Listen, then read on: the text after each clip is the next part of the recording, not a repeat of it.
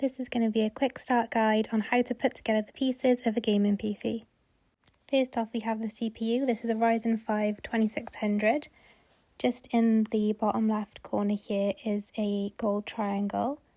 I'm just going to show you the other side, which has all these little tiny pins.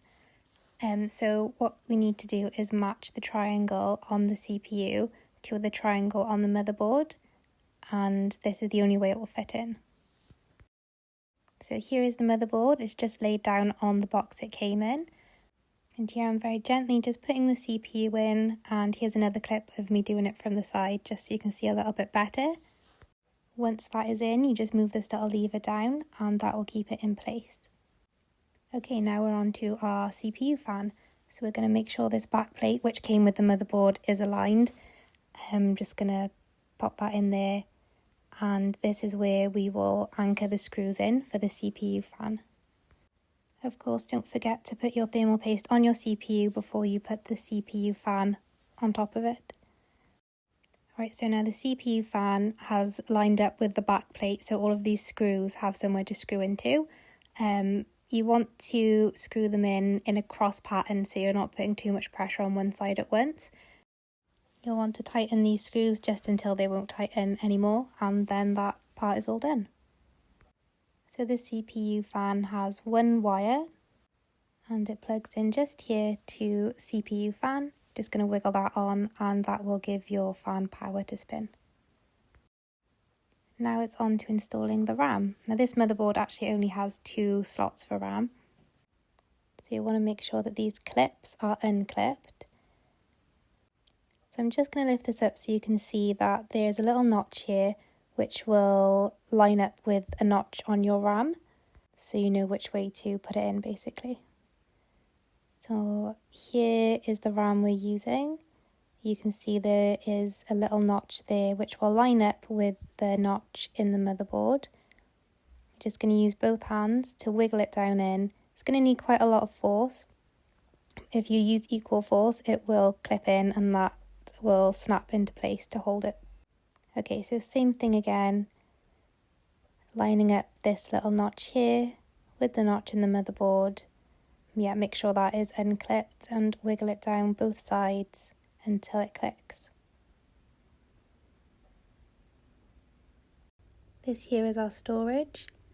You're going to find this little slot on the motherboard and match that notch up. Just going to wiggle that in, and then it comes with a tiny screw. Well, the motherboard comes with a tiny screw that you just screw into place, and that is all there is to it. So now we've got everything on our motherboard, it's time to put the motherboard into the PC case. So you're going to line up all these ports here with the IO shield, which is in the case at the back. Just going to line this up as best you can.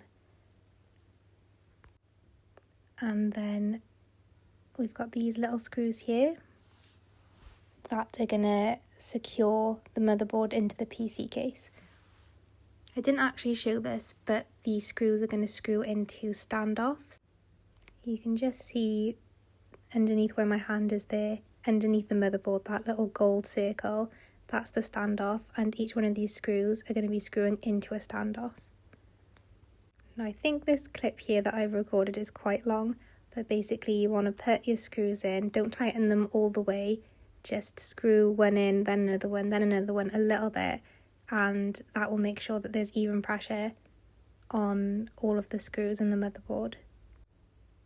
Okay, so we've got our CPU fan, the RAM is in, the storage is in, and now it's time for the case cables.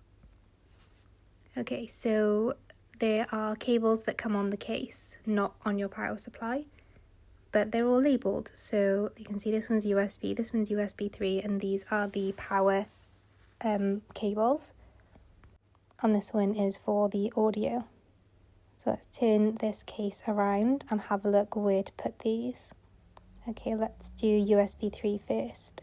So that's this blue one. You can see it's got a little notch there. First focuses. There it is. That's what it looks like, and it goes in the motherboard over on the right hand side. Just going to make sure that notch lines up and carefully wiggle it into place. Okay, next is the audio. This is usually located on the bottom left hand side. So you just pull that wire through, push it in, that one's all done. Okay, next we've got a USB one. Oh, I've already put that one in. They are labelled USB on the motherboard. So you can see these are all labelled if you look at them. There's also a little diagram on the motherboard, but I usually just search up a picture because I can't remember off the top of my head what goes where. So I just look at the diagram and put them in where they are meant to go. These are quite fiddly to get in because they're so small. Having smaller hands I think can help, but just doing it slowly and patiently is probably the best way. With that, all of the case cables are done. So let's move on to the power supply cables.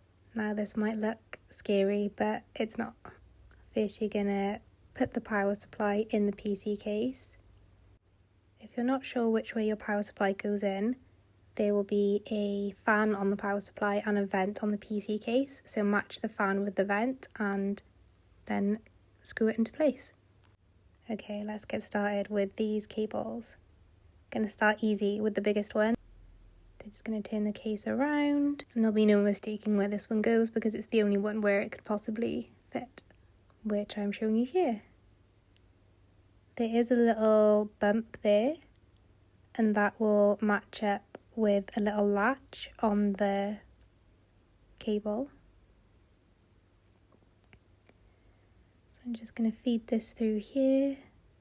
I do find that these cables tend to need a little bit more pressure, a little bit more force to get in.